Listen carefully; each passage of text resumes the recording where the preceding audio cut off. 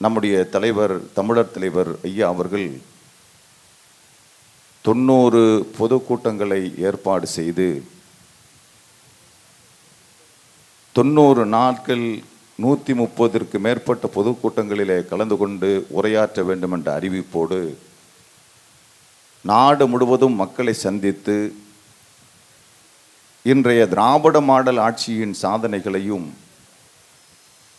2026 தமிழ்நாட்டு மக்கள் எடுக்கக்கூடிய முடிவு என்பது தமிழ்நாட்டை பாதுகாக்கிற முடிவாக மீண்டும் முத்துவேல் கருணாநிதி ஸ்டாலின் அவர்களை தமிழ்நாட்டின் முதலமைச்சராக 26 நாம் அமர்த்த வேண்டும் என்பதற்காக 93 வயதிலும் இந்த பரப்புரையை நாடு முழுவதும் நடத்தி வந்து கொண்டிருக்கிறார்கள். இங்கே நம்முடைய தோழர்கள் பெரியார் உலகத்திற்கு நிதியையும் அளிக்கிறார்கள். மன்னார்குடி என்பது திராவிடர் இயக்க வரலாற்று சுவடுகளிலே மிக முக்கியமான இடத்தை பெற்ற ஒரு பகுதியாகும்.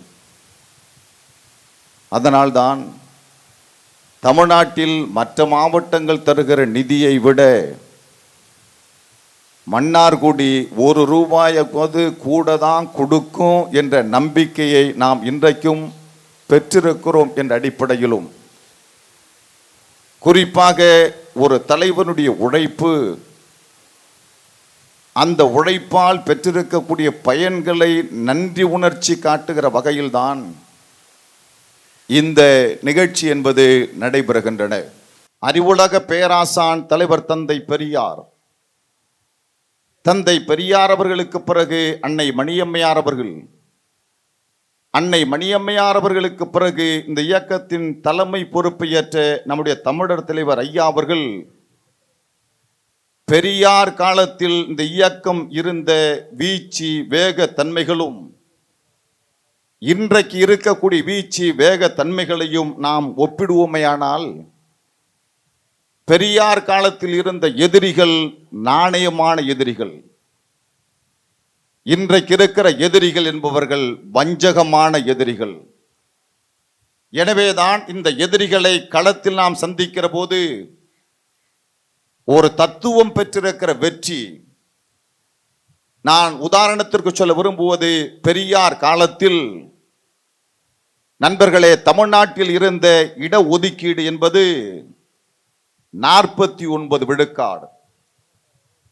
பெரியார் காலத்தில் இடஒதுக்கீடு என்பது அரசு ஆணை. ஒன்றிய அரசில் பெரியார் காலத்தில் இடஒதுக்கீடு இல்லை. ஆனால் இன்றைக்கு தமிழ்நாட்டின் இடஒதுக்கீடு 69%.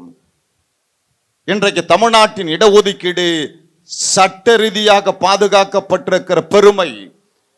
இன்றைக்கு ஒன்றிய அரசில் இடஒதுக்கீடு 27 விழுக்காடு என்றால் இந்த உரிமையை நமக்கு பெற்றுத்தந்த தலைவனுக்கு பெயர்தான் தலைவர் வீரமணி என்பதை நீங்கள் மறந்துவிடக்கூடாது. இந்த தலைவருடைய உழைப்பால் தான் இங்கே சமூக நீதி கோலோச்சுகிற தன்மையை நான் பார்க்கிறோம். நண்பர்களே, இந்த தலைவர் மேற்கொண்ட பரப்புரைகள் தான் தமிழ்நாட்டின் உரிமைகளை நமக்கு பெற்றுத்தந்தது.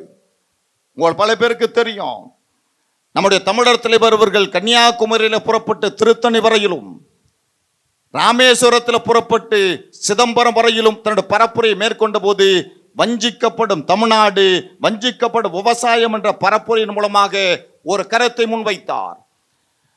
தமிழ்நாட்டில் கிடைக்கக்கூடிய நெய்வேலி நிலக்கரிக்கும் நரிமணம் எரிபொருளுக்கும் ஒன்றிய அரசு ராயல்டி தர மறுக்கிறது, பங்கீட்டு தொகை தர மறுக்கிறது என அது தர வேண்டும் என்பதை வலியுறுத்தி நடத்தப்பட்ட பரப்புரையால் தான் ஒன்றிய அரசு ராயல்டியை தமிழ்நாட்டுக்கு வழங்கியது. அப்போது முத்தமிழறிஞர் கலைஞர் ஒரு கருத்தை சொன்னார்.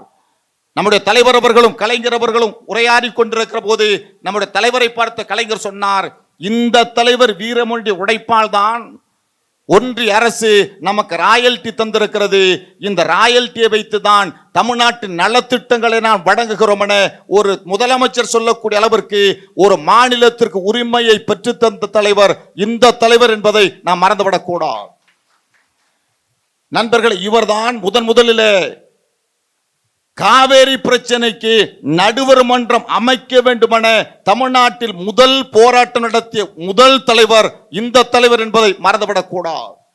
எம்ஜிஆர் முதலமைச்சராக இருந்த போது நடுவர் மன்றம் அமைக்க வேண்டும் என்பதற்காக நடத்தப்பட்ட போராட்டத்தில் கைது செய்யப்பட்டு திருச்சி சிறையில் அடைக்கப்பட்டவர் நம்முடைய தலைவர் அவர்கள். எனவேதான் தமிழ்நாட்டின் வாழ்வாதாரத்தை பாதுகாக்க, தமிழ்நாட்டின் உரிமைகளை பாதுகாக்க அவர் உழைத்த உழைப்பு அளப்பற்றது, அளவிட முடியாதது.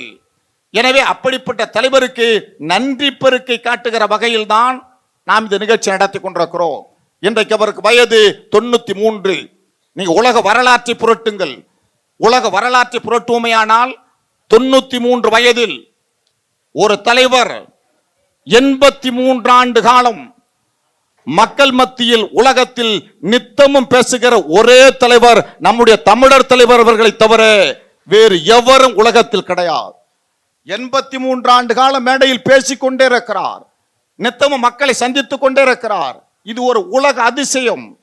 83 ஆண்டு காலம் பேச்சு வயது என்பது மட்டுமல்ல, இன்னும் பெரிய சிறப்பு என்னன்னா, உலகத்திலேயே 60 ஆண்டு காலத்திற்கு மேலாக ஒரு நாளிதழுக்கு ஆசிரியராக இருக்கிற பெருமை இந்த தலைவருக்கு மட்டும்தான் உண்டு. இன்னொரு உலக அதிசயம் என்னன்னா, 11 வயதில் ஒரு திருமணத்தில் மணமக்களை வாழ்த்தி பேசிய பெருமையும் இந்த தலைவருக்கு மட்டும்தான் உண்டு. இன்னும் பெருமைப்பட சொல்லக்கூடிய அளவிற்கு பல சரித்திர சாதனைகள் இவர் படைத்திருந்தாலும், நான் கடைசியாக ஒரு செய்தி சொல்லி உங்களுக்கு முடிக்கிறேன். நண்பர்களே, இந்த இயக்கம் பல நிலைகளில் ஒடுக்குமுறைக்கு ஆளாக்க வேண்டும் என எதிர்கள் நினைத்த போது 1976 நெருக்கடி காலகட்டத்தில் மிசாவிலே நம்முடைய தலைவர் கைது செய்யப்பட்டு சிறையில் அடைக்கப்பட்டார். அப்போது நண்பர்கள், அரசாங்கம் காவல்துறை கேட்டது, திமுகவை நாங்கள் ஆதரிக்கவில்லை, நாங்கள் திமுகவை ஆதரிக்க மாட்டோம் என நீங்கள் எழுதி கொடுங்கள், உங்களை விட்டுவிடுகிறோம் என சொன்னார்கள். நம்முடைய தலைவர் சொன்னார், உயிரை கூட விடுவோமே தவிர திமுகவை ஆதரிக்க மாட்டோம் என எழுதி கொடுக்க மாட்டோம் என்று சொன்னதனால் ஓராண்டு காலம் மிசாவிலே சிறையில் அடைக்கப்பட்டார். நண்பர்களே, இன்னொரு செய்தி என்னன்னா, கலைஞர் தான் உங்களுக்கு தெரியும், அண்மையிலே சென்னையில் அறிவு திருவிழா என இன்றைக்கு பிறந்த நாள் விழா காணுகிற திராவிட முன்னேற்ற கழகத்தின் இளைஞரணி செயலாளர் துணை முதலமைச்சர் உதயநிதி ஸ்டாலின் ஒரு வரலாற்று சிறப்புமிக்க நிகழ்ச்சியை சென்னையில் நடத்தினார், வள்ளுவர் கோட்டத்தில் நடத்தினார். அந்த வள்ளுவர் கோட்டத்தை கட்டியவர் கலைஞர், கட்டியது கலைஞர். ஆனால் அந்த வள்ளுவர் கோட்டத்தை திறந்தது எம்ஜிஆர். வள்ளுவர் கோட்டத்தை கலைஞர் கட்டி முடித்த பிறகு திறப்பு விழா நடத்துகிற போது கலைஞர் முதலமைச்சர் இல்ல, எம்ஜிஆர் முதலமைச்சர். முதலமைச்சர் எம்ஜிஆர் வந்தபோது நண்பர்களே, கலைஞரை தவிர்த்து தமிழ்நாட்டில் இருக்கிற எல்லா தலைவர்களுக்கும் எம்ஜிஆர் அழைப்பனுப்பினார். நம்முடைய தமிழர் தலைவருக்கும் எம்ஜிஆர் அழைப்பனுப்பினார். நண்பர்கள், ஒரு செய்தியாளர் நம்முடைய தலைவரை பார்த்து ஒரு கேள்வி கேட்டார். கலைஞருக்கு அழைப்பனுப்பல, கலைஞரை எம்ஜிஆர் கூப்பிடல, ஆனா எம்ஜிஆர் உங்களுக்கு அழைப்பனுப்பி இருக்கிறாரு, உங்களை கூப்பிட்டு இருக்காரு, நீங்க போவீங்களா அப்படின்னு கேட்டார்.